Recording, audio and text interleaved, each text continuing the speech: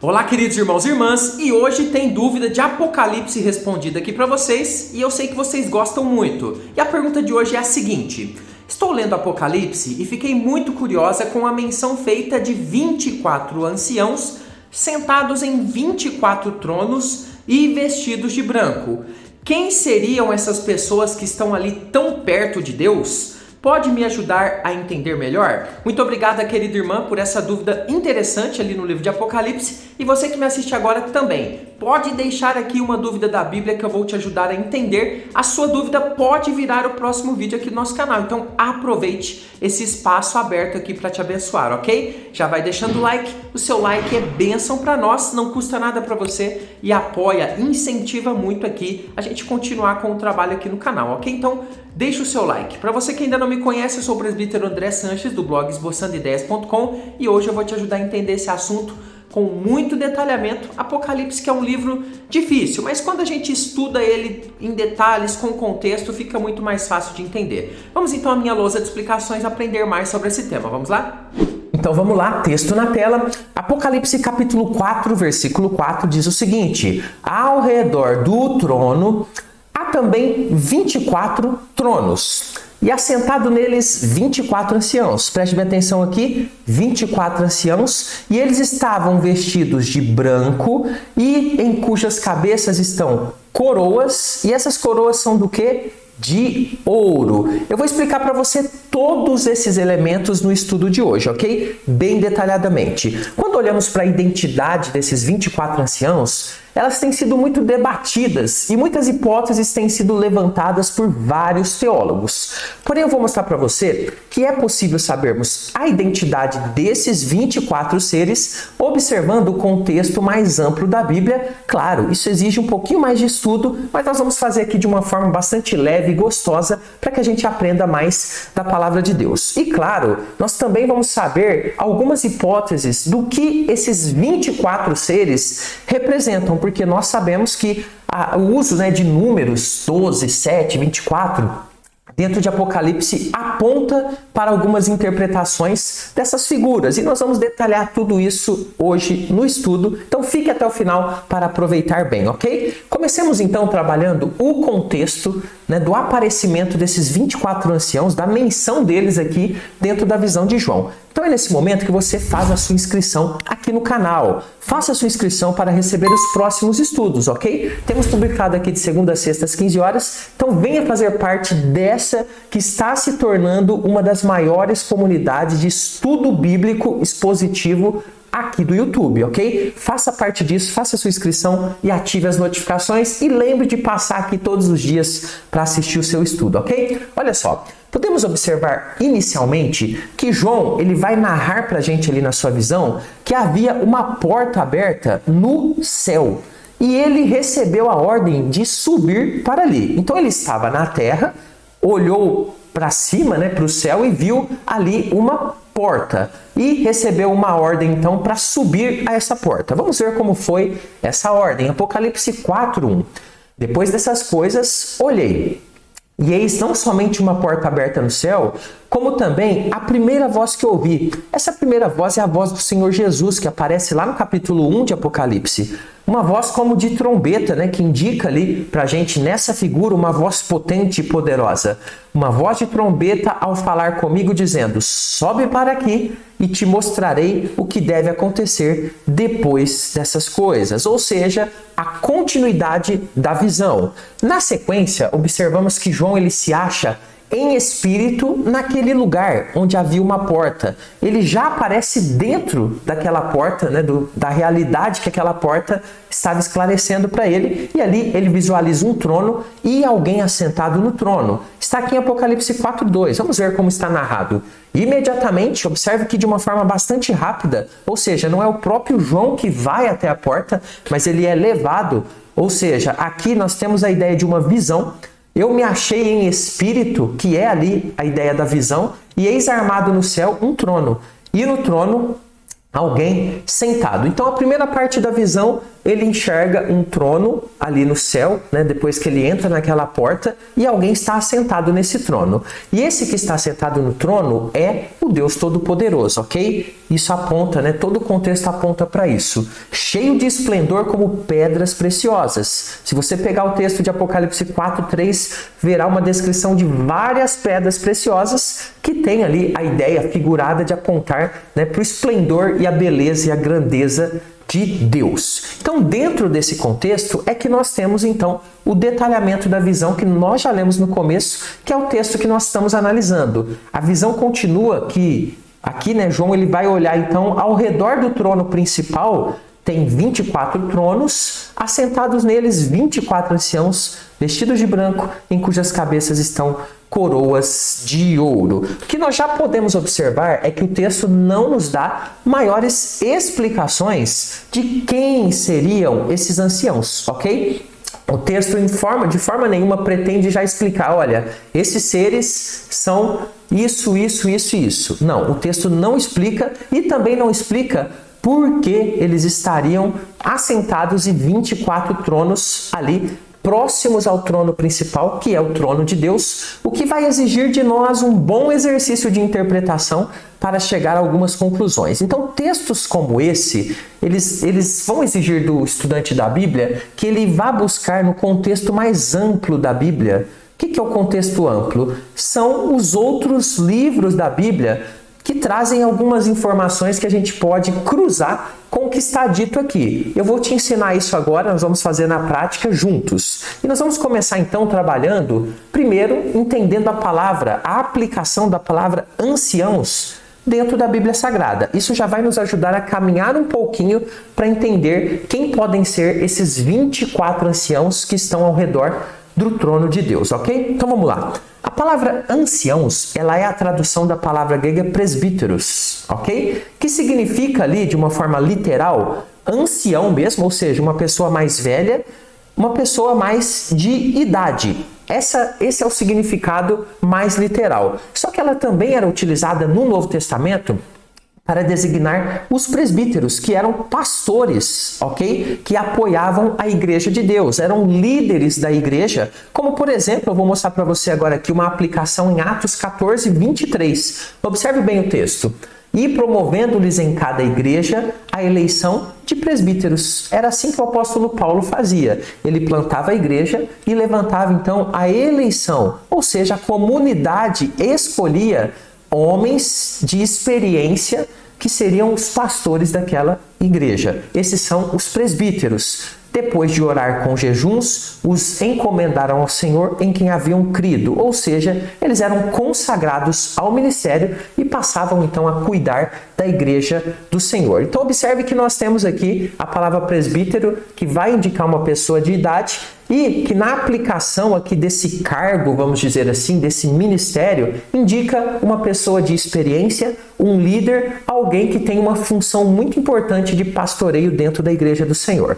Então, anciãos aponta para pessoas de experiência, experimentadas, sábias, que têm uma função importante de liderança dentro da obra do Senhor. É o que nós encontramos, então, nessa aplicação no Novo Testamento. Mas será, então, que os 24 anciãos de Apocalipse seriam 24 pessoas, seres humanos, que são muito sábios, e de tão sábios o Senhor colocou eles em 24 tronos ao redor do seu próprio trono? Provavelmente não. Eu vou te explicar por quê quando a gente acrescenta os outros elementos que nós temos dentro ali do texto. Então nós vamos trabalhar agora a aplicação de anciãos dentro aqui da narrativa de Apocalipse. Acompanhe comigo que está muito interessante. Grande parte dos teólogos concorda que esses 24 anciãos não parecem ser pessoas, seres humanos especiais, muito sábios que viveram na terra e agora estão ali diante do trono de Deus, mas sim ministros angélicos, ou seja, seres celestiais, anjos ou quem sabe até mesmo arcanjos, muito próximos de Deus e que servem com muita proximidade do Senhor. Obviamente, a ideia de assentados no trono traz para a gente essa ideia de honra, mas também de poder designado ao Senhor para realizar atos que Deus designa que eles façam, que nós não sabemos em detalhes. São chamados então anciãos por causa de sua sabedoria, grandeza, poder e ligação próxima com o Senhor Deus e com os seus propósitos. Estão em tronos muito próximos de Deus. A A identidade deles parece apontar então nessa direção. Mas eu quero mostrar para você agora outros elementos que vão nos ajudar a entender melhor essa questão, outros aspectos interessantes que são mencionados aqui no texto. E quais são eles? Nós vamos analisar agora dois aspectos, que são as vestiduras brancas, ou seja, estão vestidos de branco e têm coroas na sua cabeça. Vamos analisar esses dois aspectos importantes e interessantes, mas antes eu quero dar um recadinho para você. Aqui abaixo desse vídeo, no primeiro comentário fixado,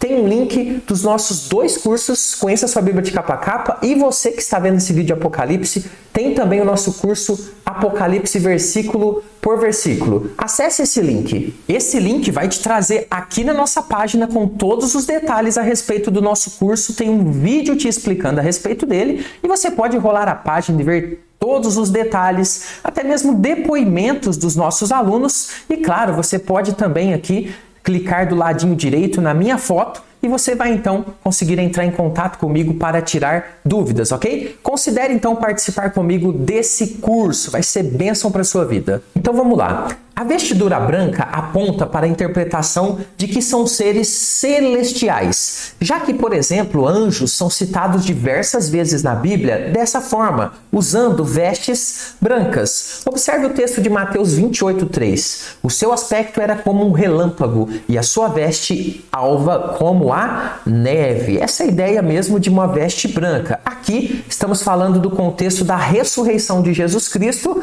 onde ali um ser celestial remove a pedra e fica ali diante do túmulo do Senhor Jesus vazio. Então observe que ele tem uma veste branca, alva como a neve. Temos ainda um outro texto interessante, Atos 1:10, que diz o seguinte: e estando eles com os olhos fitos, olhando para o céu, enquanto Jesus subia, eis que dois varões vestidos de branco se puseram ao lado deles. Dois seres celestiais também que estavam ali informando os discípulos que Jesus, que estava sendo elevado ao céu, ele iria voltar do mesmo modo que ele subiu. Estava falando da segunda vinda e o destaque aqui é que estavam também vestidos de branco. Então a vestidura branca, ela traz para a gente essa ideia de ser usada por seres celestiais. Isso pode apontar então para os 24 anciãos, de fato, serem seres celestiais. Agora a palavra coroa, ela vem do grego Stéphanos. Era a coroa dada aos vencedores nos jogos públicos, tipo as Olimpíadas, quando as pessoas ganhavam,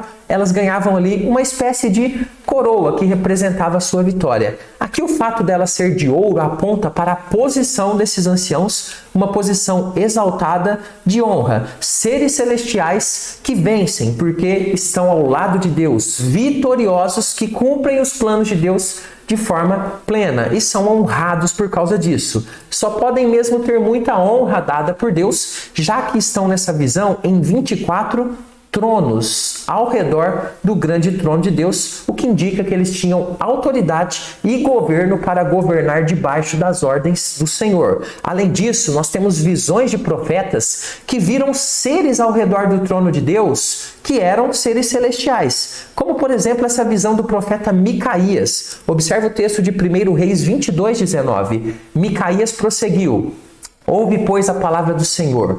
Viu o Senhor assentado no seu trono, olha aqui o destaque, e todo o exército do céu, preste bem atenção, o exército do céu estava junto a ele, à sua direita e à sua esquerda. Então observe que essa visão fala de seres celestiais ao redor, em volta do trono de Deus, o que aponta para o fato de que esses 24 anciãos de fato são anjos, seres celestiais. Mas por que o texto diz que haviam 24 anciãos ao redor do trono do Senhor? Agora eu quero explicar uma parte que já vai mais para um simbolismo, e eu sei que vocês gostam muito. O simbolismo do número 24 aqui dentro de Apocalipse. O que será que ele significa? Olha só, muitos entendem que esse número, além de representar 24 seres, a quantidade desses anciãos que estão ali diante do Senhor, também existe ali um aspecto simbólico. E aqui, obviamente, eu quero já fazer um destaque importante. Isso aqui é uma interpretação de simbolismo, ok? Então ela entra como um apêndice, como algo a mais aqui no texto que pode ser uma realidade ou não. Então é muito importante você entender isso.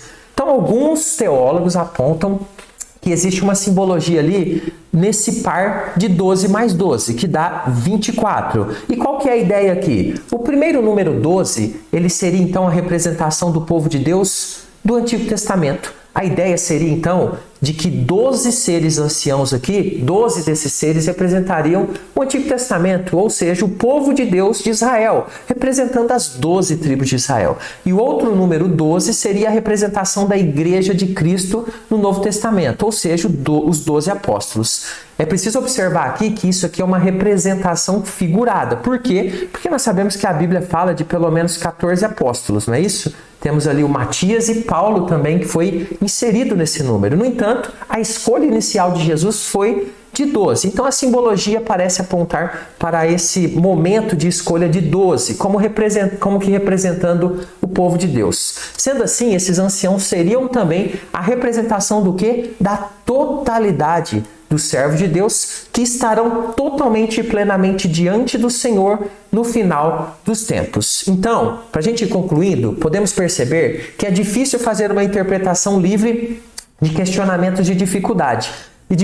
Possivelmente você que está me assistindo agora tem alguma questão que ficou aí no ar ou alguma pergunta a fazer a respeito dessa questão, porque de fato acontece isso. São textos difíceis de interpretar, mas o fato óbvio que eu quero que você tenha em mente é que o texto nos transmite que Deus está no trono, que Deus tem seres celestiais que também trabalham em favor da sua vontade para que ela seja realizada. E nós temos isso dito, por exemplo, por Paulo, lá em Efésios 3:10, que fala a respeito de principados e potestades nos lugares celestiais que estão trabalhando em favor da igreja do Senhor, em favor da vontade de Deus para que ela seja cumprida. Efésios 3:10 diz, para que pela igreja a multiforme sabedoria de Deus se torne conhecida agora dos principados e potestades nos lugares celestiais. Se você quiser que eu faça um vídeo explicando essa questão de principados e potestades, muita gente tem dúvida,